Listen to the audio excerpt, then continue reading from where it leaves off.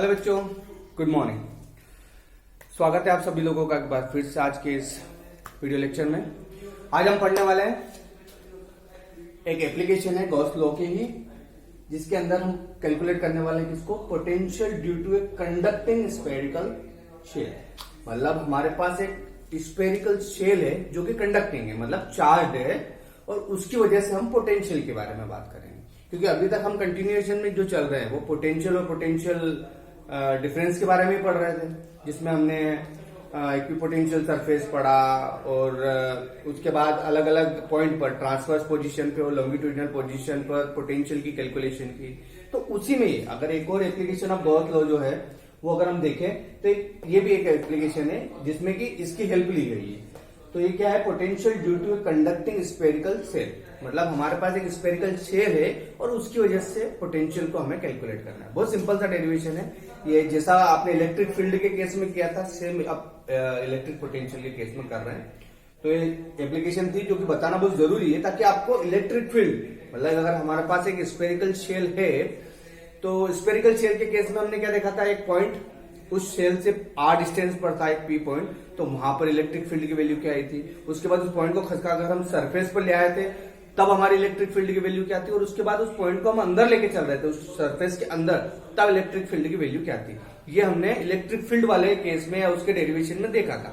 वो भी application of Gauss law थी और ये भी एप्लीकेशन ऑफ गॉस लॉ है। इसमें हम पोटेंशियल की बात करेंगे, इलेक्ट्रिक फील्ड ना करते हुए पोटेंशियल की बात करेंगे। तो बहुत छोटी सी चीज है, आप थोड़ा सा फोकस कीजिएगा।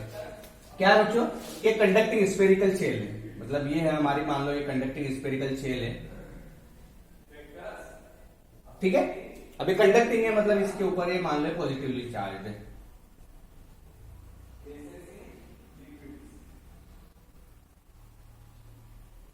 ठीक है। ये पॉजिटिवली चार्ज है, इसमें बोल देता हूं कि ये क्या चार्ज है, क्यू चार्ज है, ठीक है। क्योंकि ये कंडक्टिंग स्फेरिकल शेल है जिसको कि हमने क्यू चार्ज दे रखा है।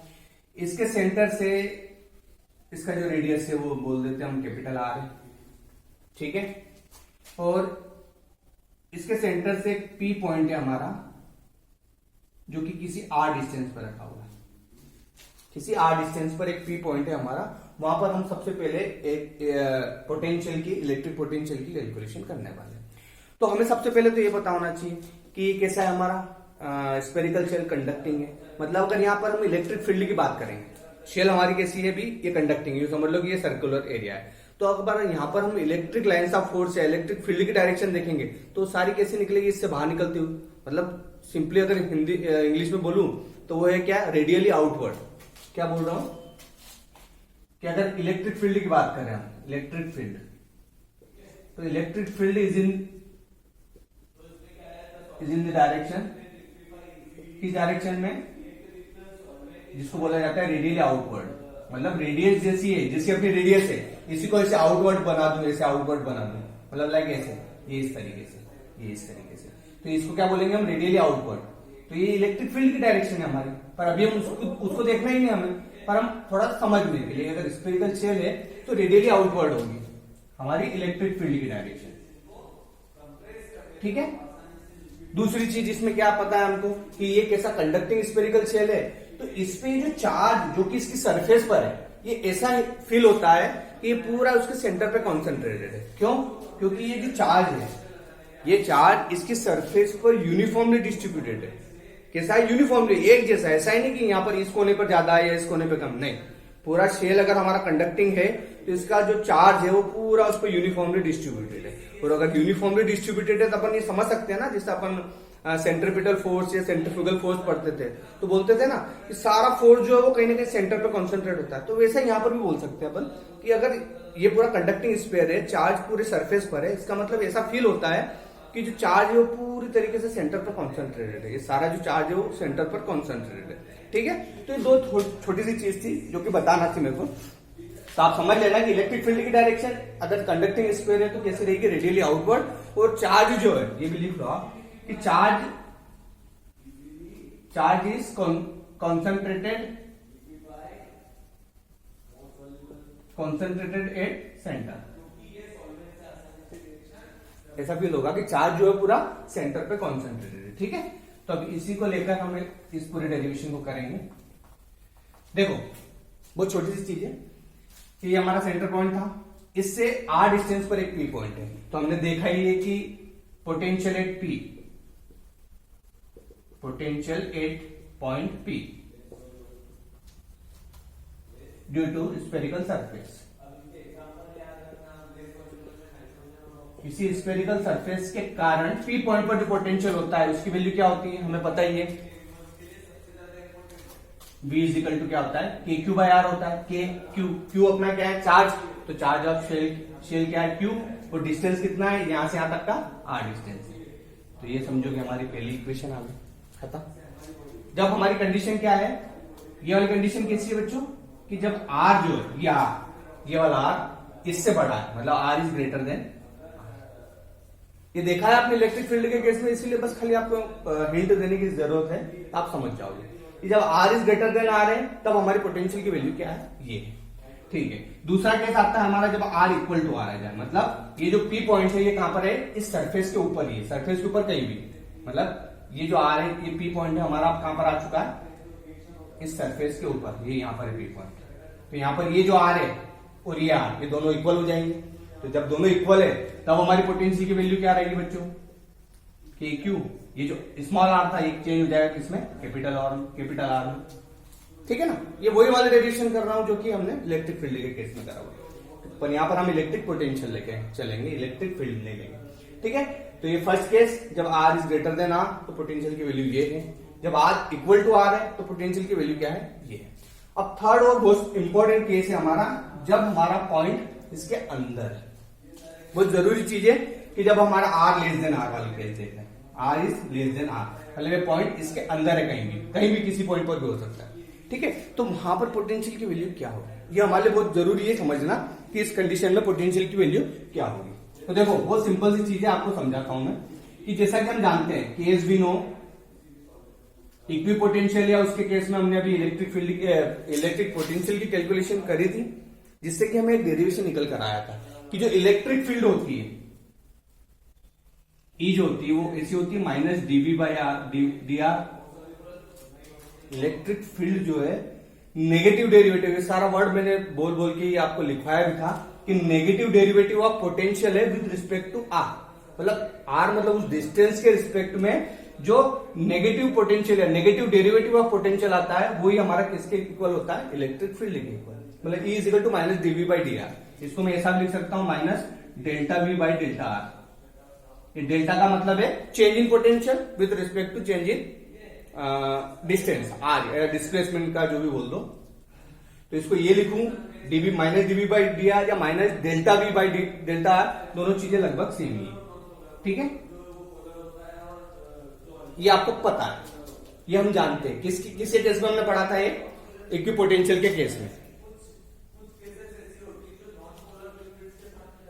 ठीक है, इक्वी पोटेंशियल के केस के पहले जब हमने इलेक्ट्रिक फील्ड और पोटेंशियल का रिलेशनशिप देखा था, ये आपको मैं याद दिलवा दूं कि जब हमने देखा था relation between electric field and potential, मतलब पोटेंशियल और इलेक्ट्रिक फील्ड का रिलेशन इसी से आया था, e is equal to minus DV by D r, तो वही वाली चीज। तो इसी की हेल्प लेंगे, देखो कैसे, पॉइंट कहां पर है सरफेस के अंदर, मतलब सरफेस पर नहीं है, वो सरफेस के थोड़ा अंदर है, कहीं भी हो सकता है। तो उस केस में हमको ये तो पता है ना कि एक स्फेरिकल शेल, अगर हमारा कंडक्टिंग स्फेरिकल शेल है तो उसके सरफेस के अंदर कोई चार्ज होता है क्या, नहीं होता है, क्योंकि चार्ज कहां पर है, चार्ज उसकी सरफेस पर है, मतलब इसके अंदर जो है कोई चार्ज नहीं है। इसके अंदर अगर चार्ज नहीं है तो वहां पर इलेक्ट्रिक फील्ड की वैल्यू क्या आई थी बच्चों, जीरो। ये आपको पता है और नहीं भी पता है तो आप पेज पलटा कर देखना जो आपने नोट्स बनाया कि भैया मैंने ये चीज एक्सप्लेन करी भी थी कि एक स्फेरिकल शेल है, चार्ज कहां पर होता है, उसकी आउटसाइड सरफेस पर होता है, तो सरफेस पर है, इसका मतलब है चार्ज अंदर तो नहीं है ना, और जब चार्ज अंदर है ही नहीं तो वहां पर इलेक्ट्रिक फील्ड की वैल्यू क्या आएगी, जीरो। तो बस इसी डेरिवेशन में हमको इलेक्ट्रिक फील्ड की वैल्यू जीरो रखना है। अगर इसको जीरो कर दिया मैंने, electric field is equal to zero, तो ये minus delta we by delta r equal to zero हो गया। तो यहां से ये जो डेल्टा वी की वैल्यू है कितनी आ जाएगी, इक्वल टू,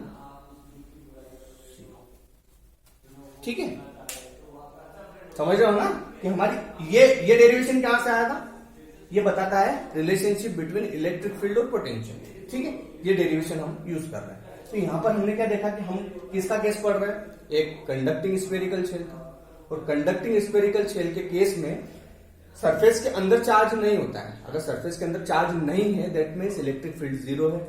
इलेक्ट्रिक फील्ड अगर जीरो कर दी तो इलेक्ट्रिक पोटेंशियल जो डेल्टा वी यहाँ पर क्या है देखो आप समझना, बहुत जरूरी चीज है कि डेल्टा वी बोल रहा है चेंज इन पोटेंशियल। क्या है? पोटेंशियल में चेंज, सिंगल पोटेंशियल नहीं है, ये चेंज इन पोटेंशियल है। ये बहुत जरूरी चीज है और अच्छे मतलब ये बोल सकते हैं कि आपको वाइवा में भी क्वेश्चन पूछे जा सकते हैं। ठीक है, तो ध्यान देना इन चीजों को कि मैं क्या बताना चाह रहा हूं। गर्मी बहुत ज्यादा है, रुमाल का यूज करना पड़ रहा है मुझे। ठीक है, तो अब इसी चीज को मैं आपको समझाऊंगा, एक्सप्लेन करूंगा। ये मैं रब कर रहा हूं, है ना। देखो छोटे छोटे से डेरिवेशन है बच्चों, बस खाली आपको समझने की देर है। जैसे ही समझ जाओगे आप खुद लिखना सीख जाओगे। ठीक है, क्या है बच्चों हमारा delta V equal to zero. तो delta V equal to zero हमें क्या बता रहा है? Change in potential. डेल्टा मतलब होता है चेंज, डीवी भी लिखा जाता है डेरिवेटिव। तो delta v is equal to zero मतलब इस सरफेस के अंदर, अभी हम बात किसके कर रहे हैं? R is less than r, मतलब पॉइंट हमारा किस सरफेस के अंदर है। मतलब हो सकता है पॉइंट यहाँ पर हो इस 1 पोजीशन पे, हो सकता है पॉइंट इस 2 पोजीशन पे हो सकता है पॉइंट इस 3 पोजीशन पे, कहीं भी हो सकता है। तो यहाँ पर पोटेंशियल में जो चेंज है वो जीरो आ रहा है। तो बोले सर ये थोड़ा सा कंफ्यूजन लग रहा है। एक चीज हमें क्लियर है कि इलेक्ट्रिक फील्ड सरफेस के अंदर क्या होती है? जीरो होती है। क्यों? क्योंकि चार्ज बाहर होता है, चार्ज सरफेस के ऊपर होता है, इसलिए उसके अंदर इलेक्ट्रिक फील्ड की वैल्यू जीरो होती है। ये तो हमें पता है। पर delta v zero, v equal to zero नहीं है। वी क्या बताता है? खाली पोटेंशियल को, पोटेंशियल इक्वल टू जीरो नहीं है। यहाँ पर चेंज इन पोटेंशियल जो है वो जीरो है। यही तो हमें पकड़ना है कि क्या बताना चाह रहा है, समझना। ये क्या है? Change in potential. Change in potential का ये मतलब है कि देखो सरफेस के अंदर हम वापस चले गए, इस पॉइंट पर पोटेंशियल, इसकी वैल्यू कुछ होगी, मान लो कि V1 है। इस पॉइंट पर पोटेंशियल V3 कुछ होगा, इस पॉइंट पर पोटेंशियल होगा V2। तो इस सरफेस के अंदर आप किसी भी पॉइंट पर चले जाओ, वहां पर पोटेंशियल, खाली पोटेंशियल की अगर हम बात करेंगे तो वहां पर पोटेंशियल सेम होगा। समझना, बहुत छोटी सी चीज है पर बहुत इंपॉर्टेंट चीज है कि inside the surface, inside the conducting surface, inside the conducting surface the potential, समझना और लिख लेना ये चीजें कि the potential at every point is same. समझ रहे हो कि चाहे इस पॉइंट पर पोटेंशियल देखूं, चाहे इस पॉइंट पर पोटेंशियल देखूं, चाहे इस पॉइंट पर पोटेंशियल देखूं, पोटेंशियल V की जो वैल्यू, V की वैल्यू जो है वो सब जगह सेम आएगी। मतलब यूं बोल दो कि V1 equal to V2 equal to V3 equal to क्या होती है हमारी पोटेंशियल की वैल्यू? KQ बाई R मतलब कुछ भी डिस्टेंस हो सकता है वो, या ऐसे बोल दू KQ बाई R।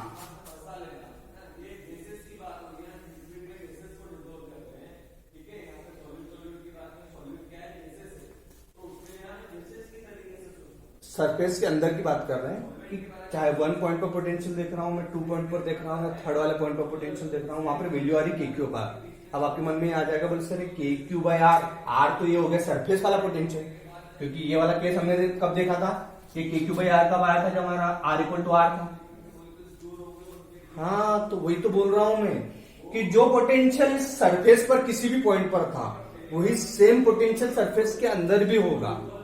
मतलब जो पोटेंशियल हमने यहां पर देखा था, क्या वैल्यू थी? यही थी बच्चों, KQ बाई कैपिटल R, ये थी पोटेंशियल की वैल्यू।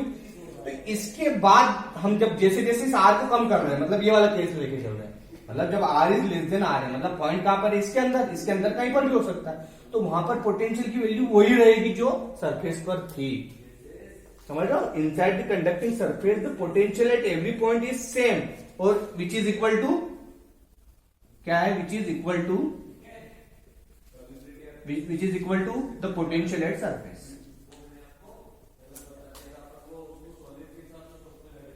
मतलब जो सरफेस पर पोटेंशियल की वैल्यू थी KQ बाय R, वही पोटेंशियल की वैल्यू हमारी सरफेस के अंदर भी किसी भी पॉइंट पर सेम रहेगी। ठीक है, मतलब पोटेंशियल की वैल्यू में कोई चेंज नहीं। तो पोटेंशियल की वैल्यू में चेंज नहीं है, समझ रहे हो? पोटेंशियल सेम है, तो पोटेंशियल अगर सेम है तो चेंज इन पोटेंशियल देखेंगे, तो चेंज इन पोटेंशियल जीरो आएगा ना। मतलब मान लो एक एग्जांपल देता हूं मैं आपको, जरा सा छोटा सा एग्जांपल।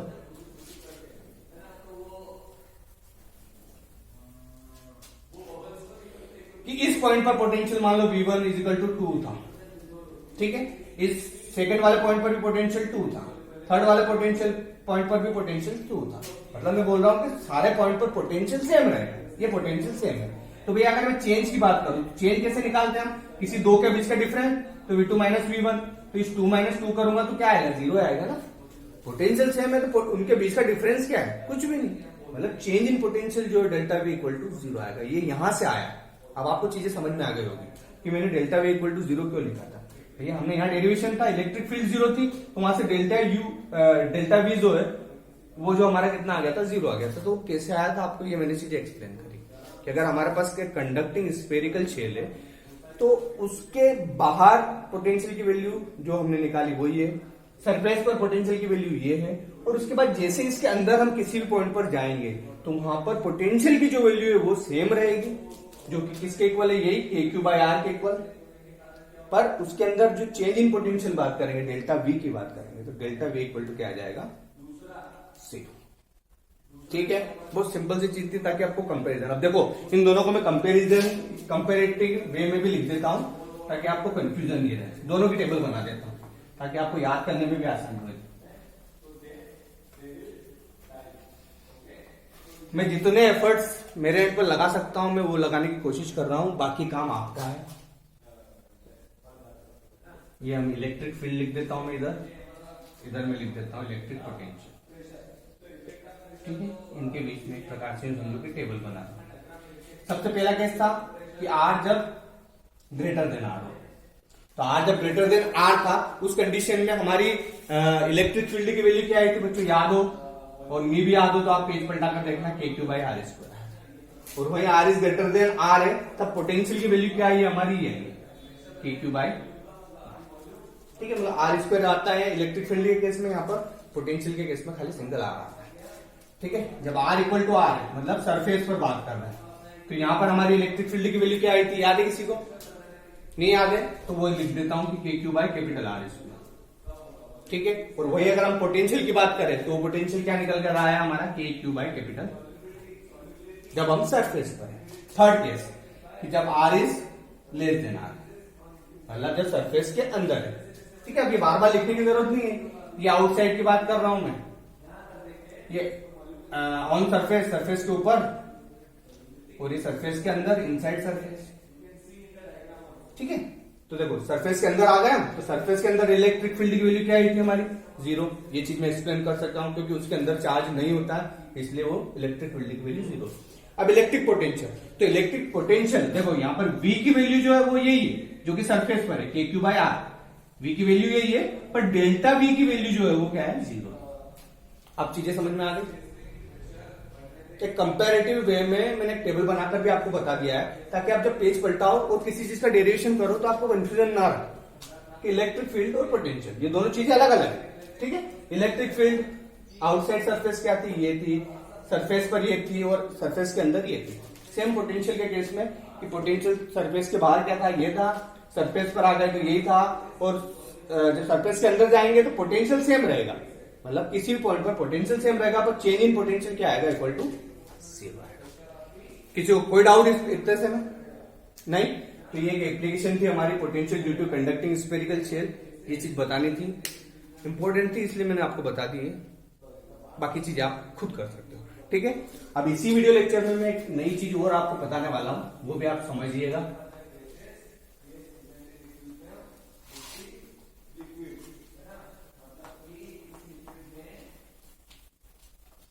ठीक है, बहुत छोटी छोटी चीजें और मैं अपने तरीके से बताने की कोशिश कर रहा हूं। आज हम पढ़ने वाले हैं electrostatic potential energy. Electrostatic potential हमने पढ़ चुके हैं और इलेक्ट्रोस्टैटिक पोटेंशियल एनर्जी अब ये हम पढ़ने वाला है, नया टॉपिक है। तो ये क्या है, कोई नया चेंज नहीं है इसमें। देखो सब चीजें एक दूसरे से रिलेटेड होती है बच्चों, बस खाली वर्डिंग आपको समझना है कि इलेक्ट्रोस्टैटिक पोटेंशियल और एनर्जी, मतलब एनर्जी की बात कर रहे हैं, मतलब कहीं ना कहीं कैपिटल यू की बात कर रहे हैं। ठीक है, ये हमको कैलकुलेट करना है। ठीक है, तो इसको सबसे पहले मैं समझाने के पहले आपको इसके सामने डेफिनेशन लिख देता हूं ताकि आपको डेफिनेशन से चीजें क्लियर हो ना, ज्यादा हो जाए, ज्यादा आसानी से हो जाए। तो क्या होती है इलेक्ट्रोस्टैटिक पोटेंशियल एनर्जी? तो इसको अगर डेफिनेशन में लिखूं तो ऐसा लिखेंगे कि electrostatic potential energy, electrostatic potential energy, electrostatic potential energy of system of charge, system of charges, charge नहीं लिखेंगे, system of charges. System of charge मतलब एक या एक से ज्यादा चार्ज भी हो सकते हैं, ठीक है ना। तो electrostatic potential energy of system of charges मत लिखो, उसको पॉइंट चार्जेस लिखो ताकि पूरी डेफिनेशन परफेक्ट बने। सिस्टम ऑफ पॉइंट चार्जेस, ठीक है। Electrostatic potential energy of system of A point charges is क्या है ये अब देखो, मैं लिखने is the amount of work done, the amount of work done, the amount of work done in bringing various charges, in bringing various charges, various क्यों बोल रहे हैं क्योंकि बहुत सारे चार्जेस है, ठीक है। In bringing various charges, the amount of work done in bringing various charges to their respective position, to their respective positions। समझ लो डेफिनेशन वही है जो हम अभी तक पोटेंशियल है इसके केस में पढ़ रहे हैं, पर अब हम पढ़ने वाला है किसको, इलेक्ट्रोस्टैटिक पोटेंशियल एनर्जी को। तो इसमें थोड़ा सा डिफरेंस क्या है वो मैं बताना चाह रहा हूं, ठीक है। तो the amount of work done in bringing various charges to their respective positions from infinity, कहां से लेके आने वाले इंफिनिटी से, ये हमारी डेफिनेशन हो गई इलेक्ट्रोस्टैटिक पोटेंशियल एनर्जी। ये देखो इसीलिए इसको मैंने डबल बोर्ड में करके रखा है ताकि आपको समझने में भी आ सके, ठीक है। इसी के बारे में हम बात करेंगे। तो ये क्या है, समझ में आ रही है ना आपको मेरी बात, ठीक है। ये डेफिनेशन समझ में आई कि हम बहुत सारे चार्जेस, एक सिस्टम ऑफ चार्जेस है, मतलब बहुत सारे वेरियस चार्जेस है हमारे, तो उनको हम लेकर आ रहे हैं इंफिनिटी से, कहां पर, अलग अलग पॉइंट पर। तो अलग अलग पॉइंट पर लाने में जो वर्क डन हुआ, टोटल वर्क डन, वो हमारा क्या कहलाएगा, इलेक्ट्रोस्टैटिक पोटेंशियल एनर्जी। तो हमको ये चीज तो पता है कि वर्क डन, अगर हम वर्क डन की बात करें कि वर्क डन इन ब्रिंगिंग, मतलब वर्क डन इन ब्रिंगिंग, अगर वर्क डन खाली वर्क डन लिखता हूं कि work done in bringing a charge from infinity से किसी पॉइंट पर लाने पे, इंफिनिटी से किसी पॉइंट पर लाने पे जो वर्क डन होता है, तो वर्क डन हमने निकाला था Q इंटू वी। Q क्या है, वो चार्ज जिसको लेकर आ रहे हैं, और V मतलब उस पॉइंट का पोटेंशियल। याद है कि नहीं याद है, वर्क क्या हुआ था, ये हमारा चार्ज इंटू, ये मैं इधर भी लिख देता हूं, चार्ज इंटू V क्या था, potential of that point, potential at that point, जिस पॉइंट पर ला रहे हैं उसका पोटेंशियल, यही वर्क डन के इक्वल हुआ था। याद नहीं हो तब भी आप समझ लेना कि ये देखो वही वाली चीज है कि पोटेंशियल क्या था, work done in bringing a charge, तो यहीं से तो निकला था work done is equal to Q into v, ठीक है। तो ये मैंने लिखा कि work done is equal to क्या होता था, Q इंटू वी, ये आपको याद है, ठीक है। और यही वर्क डन किसके इक्वल आया था, हमारा पोटेंशियल के इक्वल, इलेक्ट्रोस्टैटिक पोटेंशियल के इक्वल, इलेक्ट्रोस्टैटिक पोटेंशियल एनर्जी के equal, sorry, V U is equal to W is equal to Q। ये चीज आपको पता है। क्या कर रहे हैं हम, इंफिनिटी से चार्ज को लेकर आए, सिंगल चार्ज लाए थे, तो वहां पर charge into potential at that point, वो किसके इक्वल होता है, उसका अमाउंट ऑफ वर्क, ये हमें पता है। अब इसी की हेल्प से हम अलग अलग केस देखेंगे, ठीक है। ये याद रखना कि आप वर्क डन इक्वल टू क्या है, Q इंटू वी, और जिसको वर्क डन इक्वल भी होता है किसके, पोटेंशियल एनर्जी, क्योंकि वर्क डन की डेफिनेशन यही बोलती है ना कि जो पोटेंशियल एनर्जी है वो किसके इक्वल होती है, अमाउंट ऑफ वर्क डन, और वर्क डन कहां से आया अपना, Q इंटू वी से। इसी की हेल्प से हम अपना ये वाला पोटेंशियल एनर्जी वाला डेरिवेशन करेंगे, ध्यान देना, ठीक है। ये कर देता हूं ताकि जगह मिल जाए मुझे, कि जब भी मैं डेफिनेशन लिखूं तो आप डेफिनेशन को नोट डाउन जरूर कर लें, क्योंकि आपके बुक में आप जब खुद बुक की हेल्प से लिखोगे तो कंफ्यूज होगे। यहाँ पर मैंने लिखी है, मतलब वही लिखी है जो वहां पर लिखी है, कोई नया नहीं लिखा है मैंने, पर मैंने अपने तरीके से लिखी है, ठीक है ना। अब अपन देख रहे हैं electric potential energy, electric potential energy,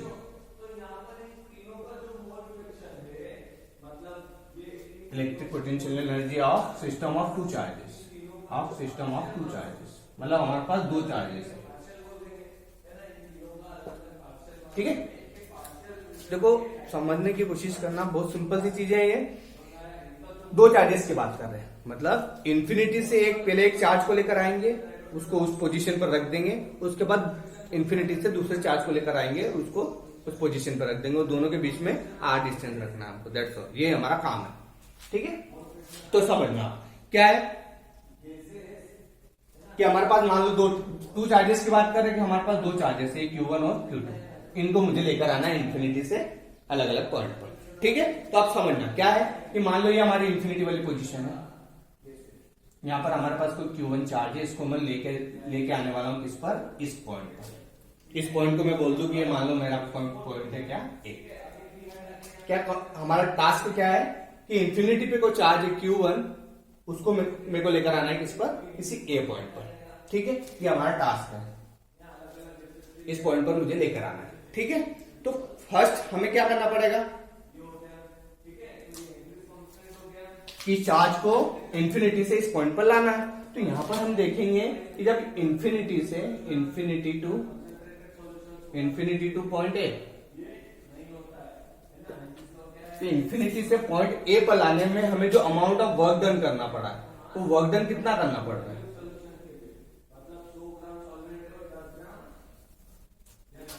0। बोले सर ये कैसे, क्यों वर्क डन नहीं हुआ है? भैया एक चार्ज था हमारा, उसको हम इन्फिनिटी से कैसे भी उठाकर खाली एक पॉइंट पर लेकर आए, तो यहां पर बोले सर बोले वर्क डन 0 बोल रहे हो आप, तो वर्क डन 0 कैसे है ये आप मेरे को बताओ। तो वर्क डन इसलिए 0 है बच्चों, ये W = 0 लिख रहा हूं खाली, कि वर्क डन इसलिए 0 है, क्यों? क्योंकि अभी जिस पॉइंट पर मैं लाने वाला हूं, क्या इस पॉइंट पर पहले से कोई चार्ज मौजूद है? नहीं है। तो इस पॉइंट का क्या पोटेंशियल है? पोटेंशियल 0 है ना भैया। वर्क क्या होता है, Q × V। V क्या बोलता है कि उस पॉइंट का पोटेंशियल। तो इस पॉइंट पर अभी पोटेंशियल है क्या? अभी तक चार्ज है ही नहीं हमारे पास, कुछ भी नहीं था, खाली इन्फिनिटी से उठा के इस चार्ज को लेकर आ चुका हूं मैं, मतलब अब लेकर आया हूं। तो लेकर आया हूं, इसके पहले इस पर यहां पर इस पॉइंट पर कोई पोटेंशियल था नहीं था, तो पोटेंशियल 0 था, इसलिए वर्क डन 0 है। मतलब अभी पहला चार्ज जब भी लाओगे आप, तो उस केस में वर्क डन = 0 होगा। समझना, बहुत छोटी सी चीज है कि इन्फिनिटी से पहले चार्ज को लेकर आए, तो बोले जैसे उस पहले चार्ज को लेकर आए हो तब तक हमारा वर्क डन 0 है। वर्क डन क्यों 0 है? क्योंकि अभी चार्ज आया है, उसके पहले तक उस पर लाने में वर्क डन जो हुआ है वो 0 है, क्योंकि चार्ज अभी आया नहीं था, अब लेकर आए हैं, तो यहाँ पर पोटेंशियल था ही नहीं। चार्ज जब आ गया उसके बाद पोटेंशियल आएगा, मतलब अगला जब चार्ज लाएंगे तब हमारा वर्क डन होगा कुछ ना कुछ। वर्क डन 0 उस केस में नहीं होगा, पर अभी चार्ज लेकर ही आए हैं, तो अभी यहाँ पर लाने में जो वर्क डन है वो हमारा 0 है। क्यों? क्योंकि यहाँ पर इसके पहले यहाँ पर कोई पोटेंशियल नहीं था। ठीक है, तो पहले केस में जब इन्फिनिटी से ए पॉइंट पर लेकर आए तो तब हमारा वर्क डन क्या है बच्चों? 0 है। समझ में आ रही मेरी बात? तो ये हमको ऐसे लिख दो कि पहला वर्क डन W1 = क्या है, Q1 × पोटेंशियल V। तो V अगर हमारा 0 है, पोटेंशियल 0 है, तो वर्क डन कितना आ गया मेरा? 0। ठीक है, मतलब पहले चार्ज को, पहले Q1 चार्ज को मैं लेकर आ रहा हूं, ये Q1 चार्ज। ठीक है, अब दूसरा कि ए पॉइंट पर एक चार्ज हो चुका है हमारा, अब इस इन्फिनिटी से मैं किसी दूसरे चार्ज को लेकर आ रहा हूं। ठीक है, मतलब इसको ऐसे समझो कि ए पॉइंट पर चार्ज आ गया है, तो अब वापस से इन्फिनिटी से अब Q2 चार्ज को लाऊंगा। ये ए पॉइंट पर मेरा चार्ज Q1 आकर बैठ गया है। इस ए पॉइंट पर अभी तक यहां नहीं था, अभी Q1 यहां पर आकर बैठ चुका है, मतलब इस पॉइंट पर, ए पॉइंट पर ये Q1 चार्ज मेरा आ चुका है। अब इससे r डिस्टेंस पर, कितने डिस्टेंस पर? r डिस्टेंस पर मुझे इसको लाना है, इन्फिनिटी से Q2 चार्ज को लेकर आना है। देखो हर चीज को मैं कोशिश कर रहा हूं कि आपको अच्छे से समझ में आए। इन्फिनिटी से Q1 चार्ज को लाना था, लेकर आए, उस कंडीशन में वर्क डन मेरा 0 है। क्यों 0 है? क्योंकि उस पॉइंट पर पहले से पोटेंशियल नहीं था, इसलिए वर्क डन 0 आया। ये हमारा पहला केस है, ये ऊपर वाला जो है पहला केस। दूसरा कि अब चार्ज आ चुका है, मतलब यहां पर ऑलरेडी Q1 चार्ज आ चुका है। अब इन्फिनिटी से Q2 चार्ज को किसी B पॉइंट पर लाना है, ये B पॉइंट है मेरा, इस B पॉइंट पर लाना है, जो कि इस A पॉइंट से कितने डिस्टेंस पर है? R डिस्टेंस पर होना चाहिए। ठीक है, तो अब यहां पर लाने में हमको वर्क डन जो है उसकी कैलकुलेशन करना है। तो बस सेम वही कि यहां पर इसको बोलूंगा W2, चार्ज किसको लाना है? Q2 × अब यहां पर ये पोटेंशियल क्या आएगा? बस इतनी सी चीजें, छोटी सी चीज समझना आपको। चार्ज इंटू पोटेंशियल, वही डेफिनेशन लेंगे हम वर्क डन की, चार्ज इंटू पोटेंशियल। ये पोटेंशियल क्या बोलता है, पोटेंशियल एट दैट पॉइंट, ठीक है। अब वापस Q2 चार्ज पर ला रहे हैं इस Q2 चार्ज को, तो इस पॉइंट पर पोटेंशियल, किस पॉइंट पर potential at b, potential at b. तो यही चीज मेरे समझने की इस डेरिवेशन में और कुछ भी नहीं है कि Q2 इंटू, अब देखो ये पोटेंशियल एट बी, ये पोटेंशियल एट बी क्या है, इस पर जो पोटेंशियल होगा वो किसकी वजह से होगा, इस चार्ज की वजह से। पहले केस में चार्ज नहीं था इसलिए इस पॉइंट पर पोटेंशियल 0 था। अब यहां पर इस पॉइंट पर चार्ज आ चुका है तो इस चार्ज की वजह से इस पॉइंट पर पोटेंशियल होगा, बस यही चीज हमें समझना है।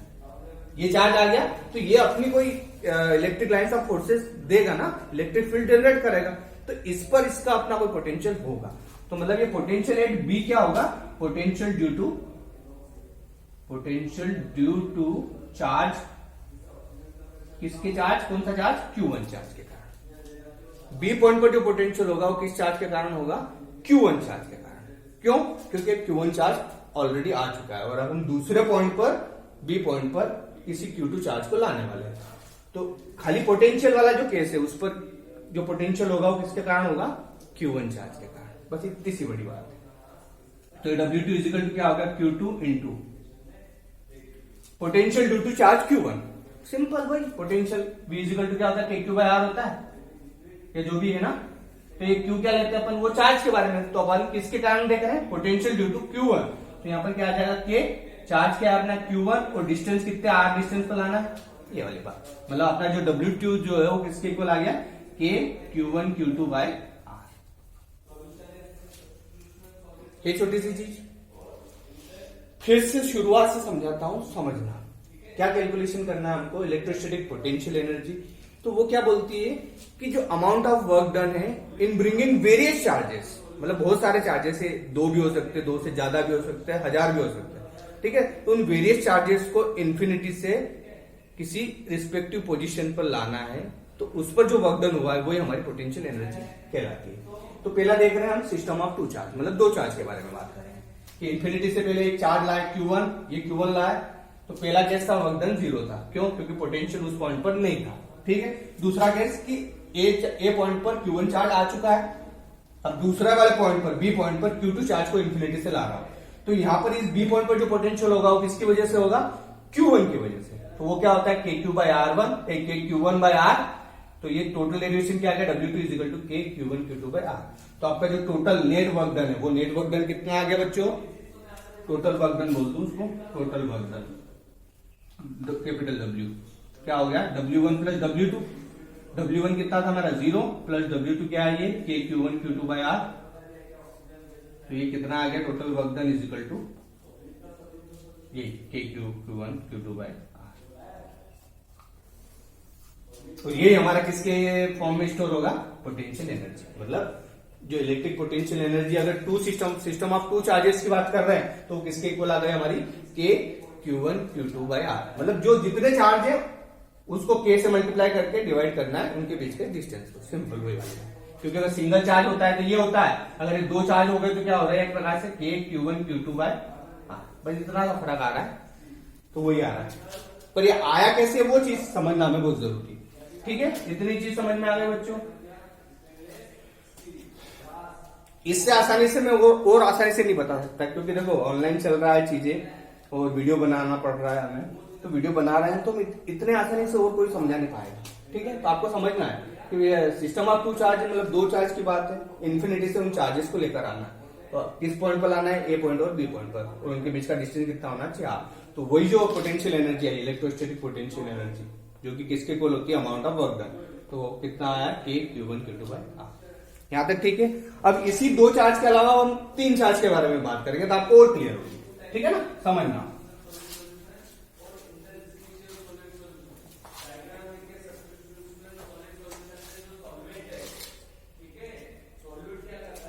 सिस्टम ऑफ अब 2 की जगह 3 पॉइंट चार्ज ले लो, 3 पॉइंट चार्जेस, ठीक है। बहुत सिंपल सा डेरिवेशन है यार, देखो खाली समझने की देर है, अगर आपको कॉन्सेप्ट समझ में आ गया है ना तो आप बहुत आसानी से कर लोगे, ठीक है। तो मतलब पहले तो एक बता देता हूं कि अब हम कितना लाना है, इन्फिनिटी से 3 चार्जेस को लेकर आना, ठीक है। तो बोल देते कि वो हमारे 3 चार्जेस कौन से, ये Q1 Q2 Q3। तो यूं समझ लो कि ये ए पॉइंट है जिस पर मुझे Q1 चार्ज को लेकर आना है, कोई बी पॉइंट है जिस पर कोई Q2 चार्ज को लेकर आना है, और एक सी पॉइंट है जिस पर कि मुझे किसी Q3 चार्ज को लेकर आना है। ये हमारा टास्क है, ठीक है। इतना समझ में आया?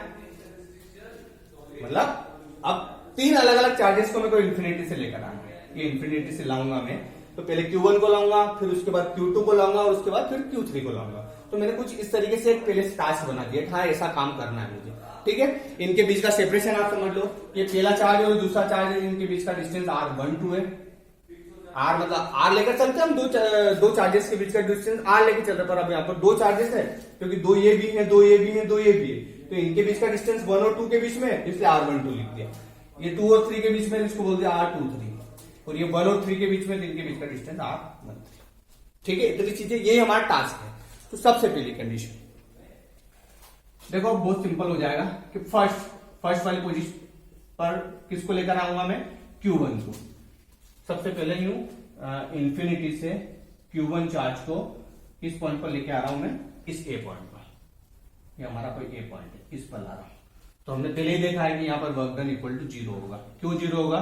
क्योंकि